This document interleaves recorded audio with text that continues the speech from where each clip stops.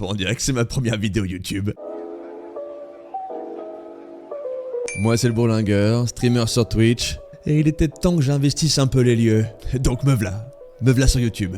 Et pour cette toute première vidéo, on va frapper fort, c'est moi qui vous le dis. Alors sans perdre de temps, laissez-moi vous expliquer. J'ai sorti la dernière fois sur Twitch un petit concept aux petits oignons. En effet, j'ai demandé à toute la communauté de m'inventer un Disney. Chose qu'ils ont faite à la perfection. Et aujourd'hui, il est temps de vous présenter le mien. Alors je sais pas où je vais aller avec ça. Oh, j'espère pas que les studios me contactent. Quoique, on sait jamais. Peut-être que c'est une pépite. En tout cas, volez-moi l'idée, ça me fait plaisir. Non, ça fait pas plaisir. Non, on dit pas ça.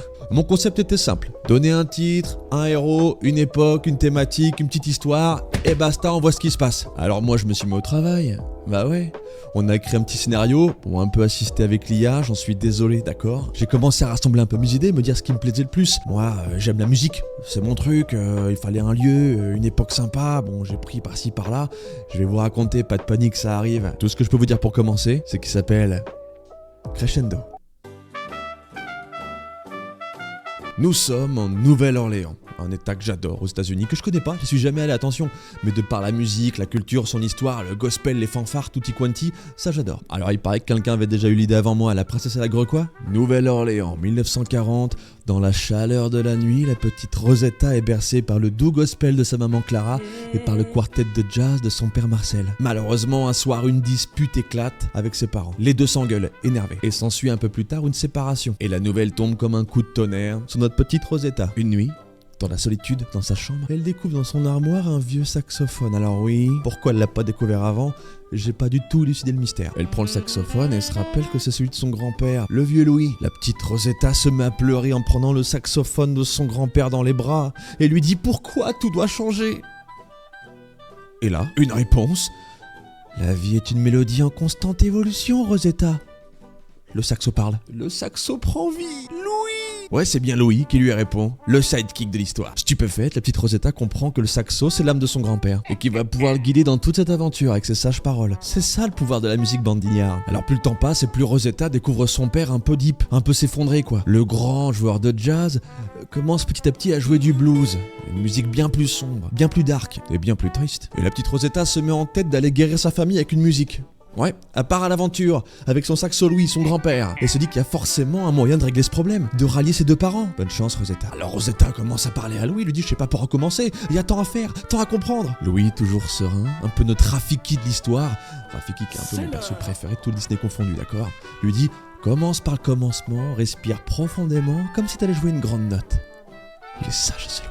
Après, Louis lui dit tranquillement « Garde toujours ton objectif en tête, même s'il est hors d'atteinte. Comme si t'allais jouer une note haute et que c'est en pratiquant que t'allais y arriver. » Alors oui, je vous préviens, tout le film, c'est que des philosophies un peu musicales, rapport à la vie, tout ça. J'adore ça. Ce à quoi Louis rajoute « N'oublie jamais, il est toujours plus simple de jouer en duo qu'en solo. » Et le saxo, un peu la voix de Bruce Willis. Ma partie préférée, moi, c'est les dialogues un peu foncés. Rosetta commence à comprendre, elle commence à se dire mais oui, ils ont deux styles différents, mais peut-être que s'ils arrivent à comprendre le style de l'un et de l'autre, ils pourront finalement s'assembler et jouer qu'une seule musique. Parce que oui, c'est l'esprit. La musique guérit si tu la laisses faire. Répond Louis. Alors évidemment, dans leur aventure, Rosetta et Louis vont croiser le chemin de plusieurs personnages. Je vais vous en citer quelques-uns. On commence par Madame Lavo, une vieille dame qui tient une boutique à l'odeur d'encens. Alors pas d'encens comme la salsa, l'encens qui brûle, qui sent bon. Et Madame Lavo racontera à Rosetta comment chaque mélodie a sa place dans ce monde. Ma chère, le gospel est la lumière et le blues l'ombre. L'un ne va pas sans l'autre. Mais Rosetta lui demande comment elle pourra rassembler ses parents. Ce à quoi Madame Lavo lui répondra « Chaque chanson a son tempo, Rosetta. Laisse la musique te guider. » J'aime déjà trop les personnages, je vous le dis. Attention, il n'y a pas que des gens gentils ici, mais il n'y a pas de grands méchants, que des petits persos un peu relous qui vont essayer de la freiner un petit peu. Par exemple, elle va croiser un grand guitariste flamboyant qui lui va plutôt lui rironner. Ou alors une grande chanteuse à voix qui elle n'en aura rien à foutre de ses problèmes. C'est clair ? Ça va un petit peu aussi remettre Rosetta en place. Un peu la calmer la gamine. À un moment dans l'aventure, un peu désespérée, Rosetta va aller s'asseoir près du Mississippi et faire la rencontre de deux personnes. Cléo et Théo, deux jazzman retraités. Elle écoutera les deux musiciens jouer. Cléo dira un peu plus tard à Rosetta « La musique est comme un fleuve, Rosetta. Elle coule, elle change, mais ne s'arrête jamais. » Et Théo rajoute « Trouve ton rythme, Trouve ta mélodie et le monde dansera avec toi, Rosetta. Parce que vous savez, même si les notes sont différentes, elles forment une seule et même mélodie. Tout comme toi, ta mère et ton père formaient une seule famille, avec des mélodies différentes. J'espère que je t'ai pas trop perdu. Ouais, il y a beaucoup de dialogues un peu philosophiques. Mais vas-y, moi j'adore être inspiré avec de belles phrases, c'est ça mon problème aussi. Alors là, on arrive vers mon perso préféré. Accroche-toi. C'est Papa Trémé. Un peu plus tard dans l'histoire, Rosetta avance dans la rue, petite ruelle sombre, et entend un petit son d'harmonica se jouer non loin d'elle.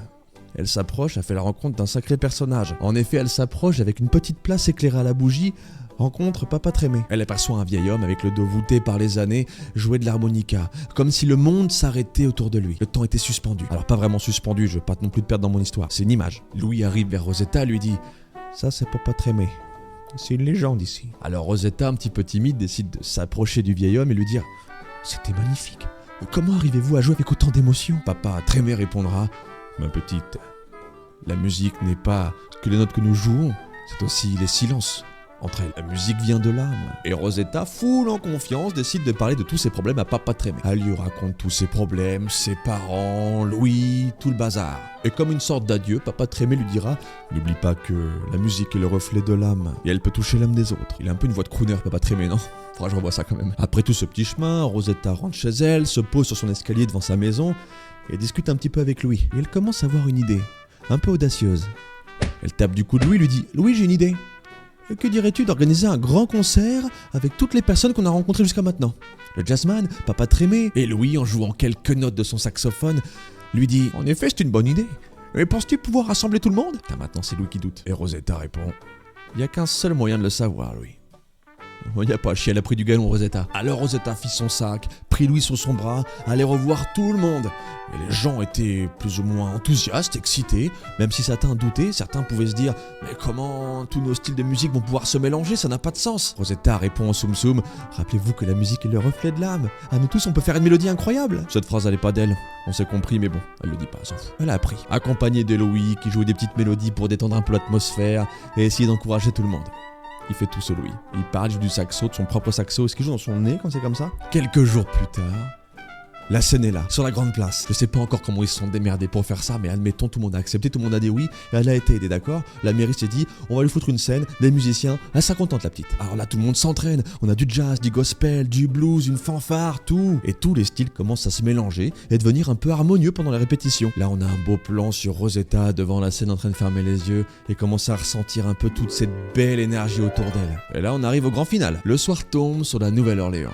Tout le monde est là. La place se remplit petit à petit. Alors Rosetta stresse un petit peu, mais elle sait que c'est pour une bonne chose, pour une bonne cause. Alors les premières notes résonnées, c'est l'entraînement, ça se passe rarement bien, le tout premier concert. Rosetta est un peu perdue, mais elle sent petit à petit que tout le monde commence à s'harmoniser ensemble. Et du mélange des styles en vient une belle mélodie, tranquille qui démarre. Chaque musicien, chaque groupe a apporté sa petite note de musique. Et là, le grand concert démarre. C'est parti, on se fait plaisir. Je vous laisse imaginer un peu l'ambiance. Et là, Rosetta, un peu perdue, regarde si ses parents sont là. Et elle aperçoit son père et sa mère.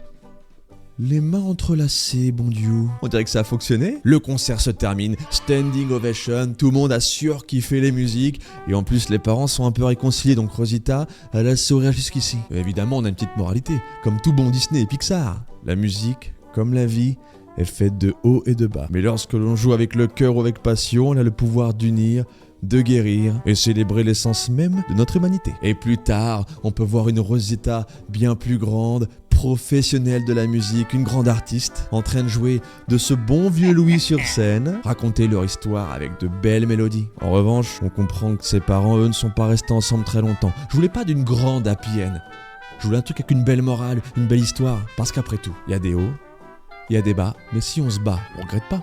Et voilà, c'était l'histoire de mon petit Disney que j'ai essayé de créer de mes petites mains. J'espère que ça vous a plu. C'était ma toute première vidéo YouTube, donc n'hésitez pas à me dire ce qui va pas. Je m'en fous, je regarderai pas les commentaires. Ça marche, on part comme ça. Je vous embrasse. C'était le Bourlingueur, votre serviteur. À très vite YouTube, ciao.